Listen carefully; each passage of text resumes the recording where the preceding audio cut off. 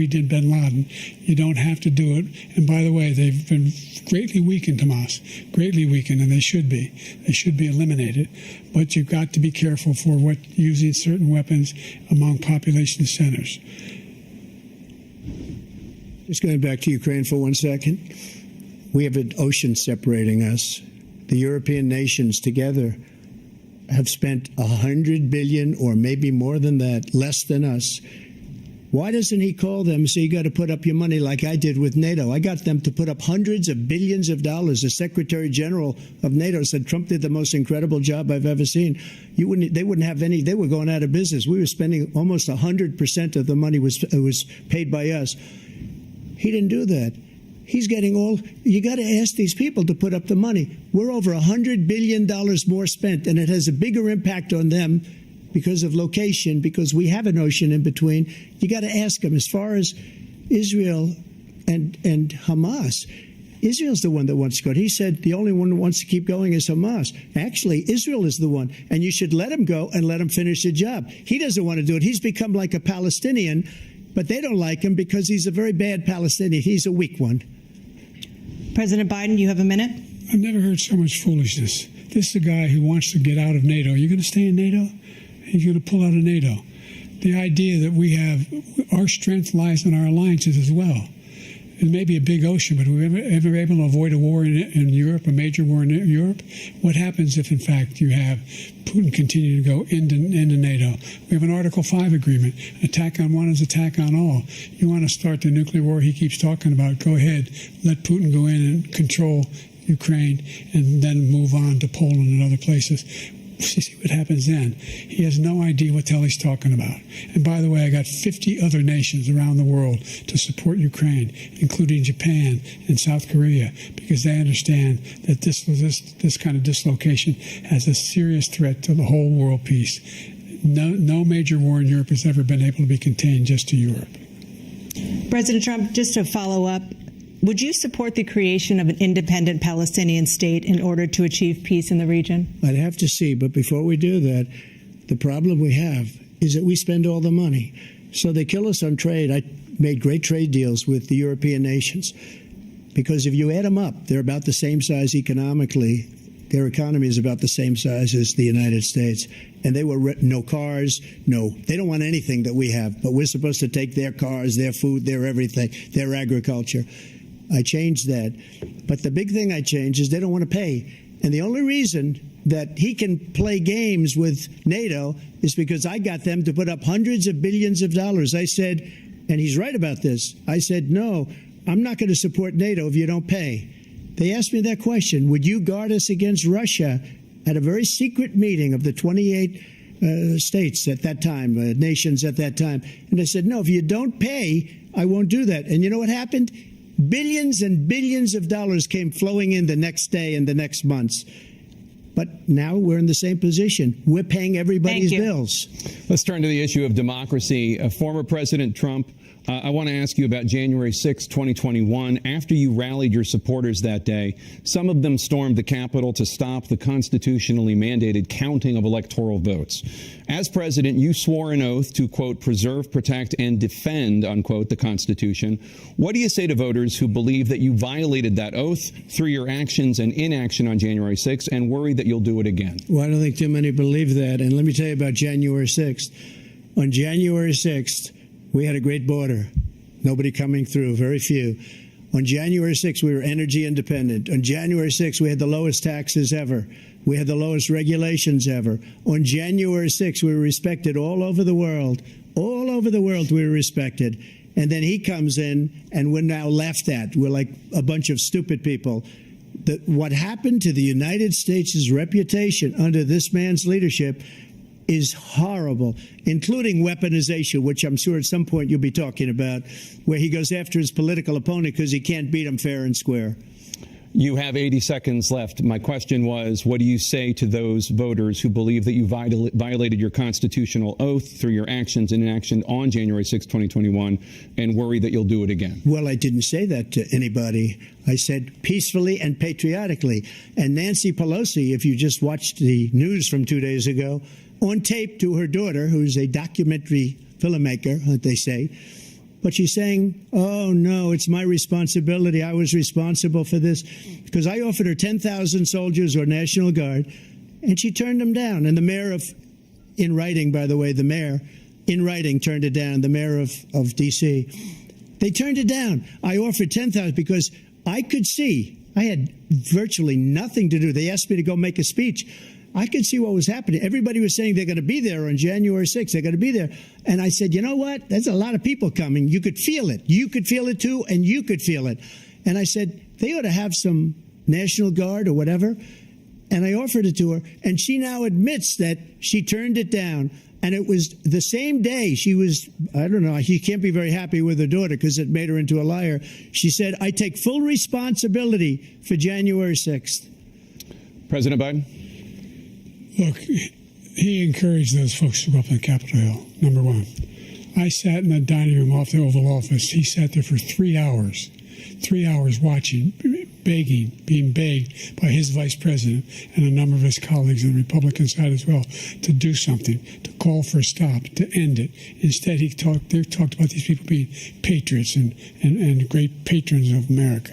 In fact, he says he'll now forgive them for what they've done. They've been convicted. He says he wants to commute their sentences and say that no. But he went to every single court in the nation. I don't know how many cases, scores of cases, including the Supreme Court, and they said no, this guy is responsible for doing what was done. He did do a damn thing, and these people should be in jail, and they should be the ones who are being held accountable. And he wants to let them all out. And now he says if he loses again, such a whiner that he is, that it could be a bloodbath. Thank you, President Biden. President Trump? What they've done to some people that are so innocent, you ought to be ashamed of yourself. What you have done, how you've destroyed the lives of so many people. When they ripped down Portland, when they ripped down many other cities, you go to Minnesota, Minneapolis, what they've done there with the fires all over the city. If I didn't bring in the National Guard, that city would have been destroyed. When you look at all of they took over big chunks of Seattle. I was all set to bring in the National Guard. They heard that. They saw them coming, and they left immediately. What he said about this whole subject is so off. Peacefully patriotic. One other thing. The Unselect Committee, which is basically two horrible Republicans that are all gone now, out of office, and Democrats, all Democrats, they destroyed and deleted all of the information they found because they found out we were right. We were right. And they deleted and destroyed all of the information. They should go to jail for that. If a Republican did that, they'd go to jail. Thank you, President Trump. President Biden, I want to give you a minute. The only person on this stage is a convicted felon is the man I'm looking at right now. And the fact of the matter is, what he's telling you is simply not true. The fact is that there was no effort on his part to stop what was going on up in Capitol Hill. And all those people, every one of those who were convicted, deserves to be convicted. The idea that they didn't kill somebody, just went in and broke down doors, broke the windows, occupied offices, turned over desks, turned them over statues. The idea that those people are patriots? Come on. When I asked him the first two debates we had, first time around, I said, will you denounce the Proud Boys? He said, no, I'll tell them to stand by. The idea he's refusing, will you denounce these guys? Will you denounce the people we're talking about now? Will you denounce the people who attacked that Capitol? What are you going to do? I'm going to give you a minute, President Trump, for a follow-up question I have. After a jury convicted you of 34 felonies last month, you said if reelected, you would, quote, have every right to go after, unquote, your political opponents. You just talked about members of the Select Committee on January 6th going to jail. Your main political opponent is standing on stage with you tonight. Can you clarify exactly what it means about you feeling you have every right to go after your political opponents? Well, I said my retribution is going to be success. We're going to make this country successful again, because right now it's a failing nation. My retribution is going to be success. But when he talks about a convicted felon, his son is a convicted felon. at a very high level. His son is convicted, going to be convicted probably numerous other times. Should have been convicted before, but his Justice Department let the statute of limitations lapse on the most important things. But he could be a convicted felon as soon as he gets out of office. Joe could be a convicted felon with all of the things that he's done. He's done horrible things. All of the death caused at the border, telling the Ukrainian people that we're going to want $1 billion or you change the prosecutor. Otherwise, you're not getting $1 billion. If I ever said that, that's quid pro quo. That we're not going to do anything. We're not going to give you $1 billion unless you change your prosecutor having to do with the son. This man is a criminal. This man, you're lucky. You're lucky. I did nothing wrong. We'd have a system that was rigged and disgusting. I did nothing wrong. Thank you, President Trump. President Biden, you have said, I'm coming right to you, sir. You want to respond? Go ahead. I'll give you a minute to respond. The idea that I did anything wrong relative to what you're talking about is outrageous. It's simply a lie, number one. Number two, the idea that you have a right to seek retribution against any American just because you're president is wrong. It's simply wrong. No president's ever spoken like that before. No president in our history has spoken like that before. Number three, the crimes that you are still charged with, and think of all the civil penalties you have. How many billions of dollars do you owe in civil penalties for molesting a woman in public, for doing a whole range of things, of having sex with a porn star on the night while your wife was pregnant? I mean, what are you talking about? You have the morals of an alley cat. Give you a minute, sir. I didn't have sex with a porn star, number one. Number two, that was a case that was started and moved. They moved a high-ranking official, a DOJ, into the Manhattan DA's office to start that case. That case is going to be appealed and won. We had a very terrible judge, a horrible judge, Democrat. The prosecutor were all high-ranking Democrats, appointed people, and both the civil and the criminal. He basically went after his political opponent because he thought it was going to damage me. But when the public found out about these cases, because they understand it better than he does, he has no idea what these cases are. But when they found out about these cases, you know what they did? My poll numbers went up, way up. You know that because you're reporting it. And we took in more money in the last 2 weeks than we've ever taken in the history of any campaign. I don't think any campaign has ever taken. Hundreds of millions of dollars came pouring in because the public knows it's a scam and it's a guy that's after his political opponent because he can't win fair and square. Thank you, President Trump. President Biden, you have said, quote, Donald Trump and his MAGA Republicans are determined to destroy American democracy. Do you believe that the tens of millions of Americans who are likely to vote for President Trump will be voting against American democracy? The more they know about what he's done, yes. The more they know about what he's done. And there's a lot more coming. He's got a lot of cases down the road coming around. He's got a whole range of issues he has to face. I don't know what the juries will do, but I do know he has a real problem. And so the fact that, could you ever think you heard any president say that I'm going to seek retribution? Do you ever hear any president say that I thought Hitler had some good ideas? What got me involved to run in the first place after my son had died, I decided in Iraq, because of Iraq, I said I wasn't going to run again until I saw what happened in Charlottesville, Virginia.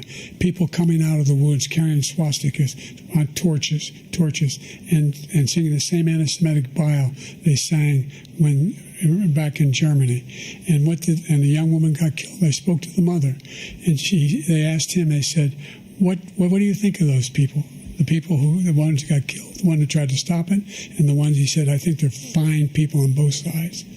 What American president would ever say Nazis coming out of fields carrying torches, singing the same anti-Semitic bile, carrying swastikas were fine people? And this is the guy who says Hitler's done some good things. I'd like to know what they are. The good things Hitler's done, that's what he said. This guy has no sense of American democracy. President Trump. Jake, both of you know that story has been totally wiped out because when you see the sentence, it said 100% exoneration on this. So he just keeps it going. He says he ran because of Charlottesville. He didn't run because of Charlottesville. He ran because it was his last chance. He's not equipped to be president. You know it, and I know it. It's ridiculous. We have a debate. We're trying to justify his presidency. His presidency is, without question, the worst president, the worst presidency in the history of our country. We shouldn't be having a debate about it. There's nothing to debate. He made up the Charlottesville story, and you'll see it's debunked all over the place. Every anchor every reasonable anchor has debunked it. And just the other day, it came out where it was fully debunked. It's a nonsense story. He knows that, and he didn't run because of Charlottesville. He used that as an excuse to run. President Biden? And debunked. It happened. All you have to do is listen to what was said at the time. And the idea that somehow that's the only reason I ran because I was worried a guy like this guy could get elected. If he thought they were good people coming out of that forest, carrying those woods, carrying those torches, then he didn't deserve to be president. Didn't deserve to be president at all. And the idea that he's talking about all this being fabricated, we saw with our own eyes. We saw what happened on January 6th. We saw the people breaking through the windows. We saw people occupying his own vice president. Look, there's a reason why 40 of his 44 top cabinet officers refused to endorse him this time. His vice president hasn't endorsed him this time. So why? Why? They know him well. They serve with him. Why are they not endorsing him? Thank you, President Biden. We're going to be right back with more from the CNN presidential debate.